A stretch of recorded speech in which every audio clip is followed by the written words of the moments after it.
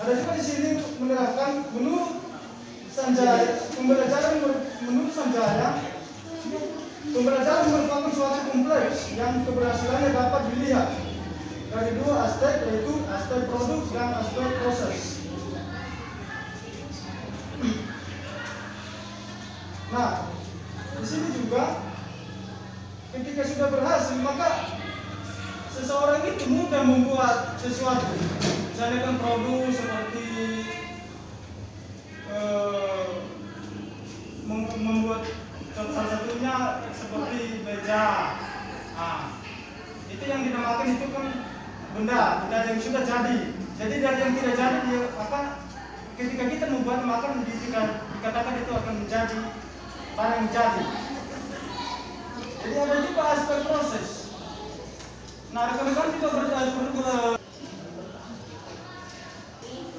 membahas tentang teori belajar. Dari kami bertiga ini satu teori satu orang tentang belajar. Baik, menurut belajar adalah belajar menurut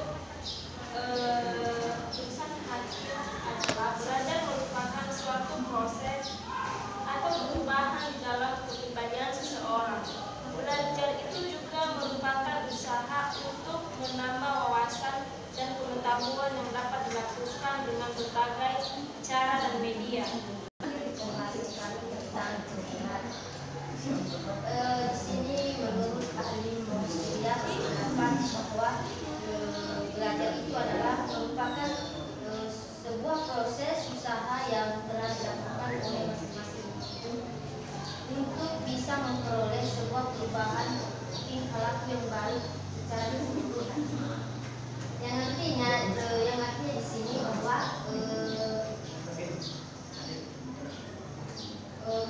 proses belajar itu adalah usaha yang kita lakukan seorang siswa atau mahasiswa ya untuk memperoleh perubahan tingkah laku. Contohnya kan mungkin belajar merupakan perubahan alternatif permanen dalam perilaku atau potensi perilaku sebagai hasil dan pengalaman atau berbagai latihan yang diperkuat. Belajar juga adanya interaksi antara stimulus dan respon. Baik, dua arah antara guru sebagai pemberi informasi dan siswa sebagai penerima informasi. Nah, pembelajaran proses interaksi peserta didik dengan pendidik. Mengenai pengertian tadi belajar itu, kedua saudara tadi telah menyinggung mengenai belajar adalah suatu proses, sedangkan pembelajaran juga itu suatu proses. Mana yang betul itu? Karena menurut saya belajar itu perubahan, suatu perubahan. Jadi kalau dikatakan belajar adalah suatu proses dan pembelajaran juga itu proses, mana yang lebih tepat digunakan di sana? Perubahankah di posisi pembelajaran atau proses di posisi belajar? Demikian saja. Begini ya, menurut tulisan hakim belajar itu adalah suatu proses perubahan di dalam kepribadian seseorang. Itu yang namanya belajar menurut tulisan hakim. Dan pembelajaran tadi itu adalah usaha. Bagaimana usahanya? iya, tidak ada yang tadi proses.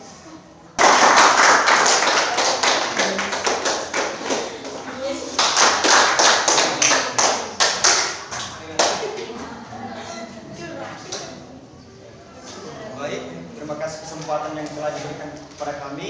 Yang kami hormati Bapak dosen pengaku dan terlebih-lebih kepada teman-teman yang ada di tempat ini. Langsung saja. Belajar menurut para ahli Ernest R. Hildgard, belajar itu menurut dia perbuatan yang dilakukan dengan sengaja atau dilakukan dalam keadaan sadar. Nah, saya jelaskan. Pada teori belajar, menurut aku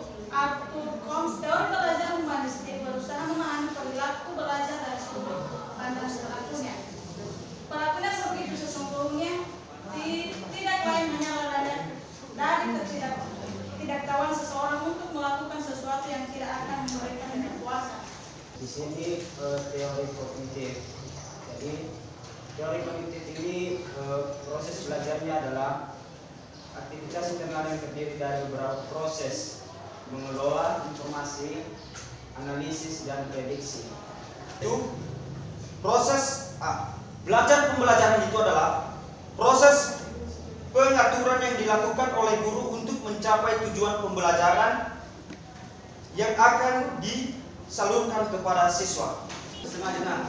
Yang menjadi pertanyaan saya, jika seandainya kita sudah berpikir nih melakukan sesuatu yang buruk, padahal kita itu belajar yang berpikir buruk, apakah itu namanya belajar? Tapi kan kita ingin belajar kan?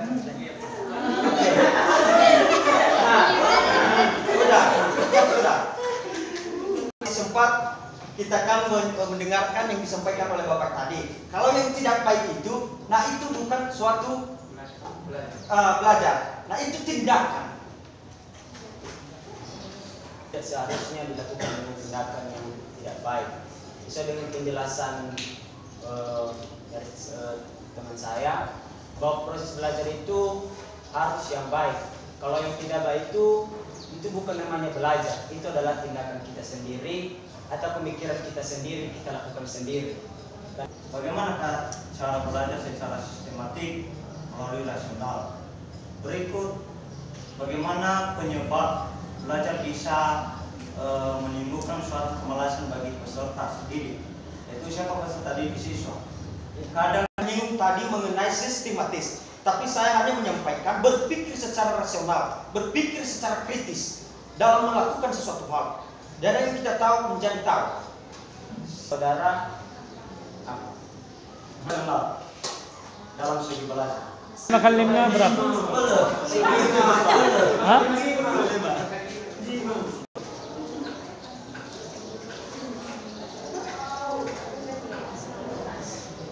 Berpikir secara rasional itu berpikir aktif dan efektif. Ya, silakan kelompok 6 udah bisa duduk kembali ya.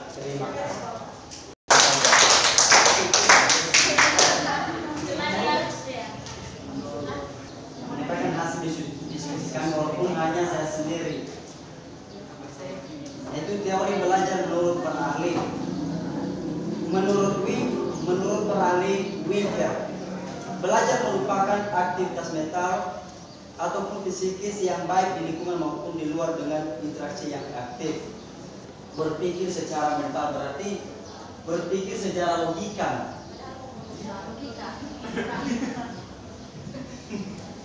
Di mana dia mengetahui bahwa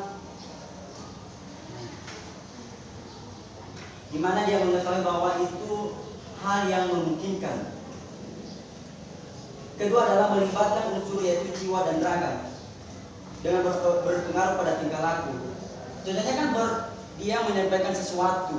Contohnya kan guru habis untuk mengajar terus tingkah laku dengan siswa. Contohnya jiwa dan raganya setelah habis pembelajaran terlalu banyak gerak-geriknya, atau dia setelah belajar langsung memuaskan lah, nggak memungkinkan.